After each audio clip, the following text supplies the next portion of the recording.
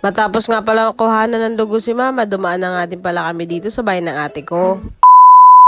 Cheese!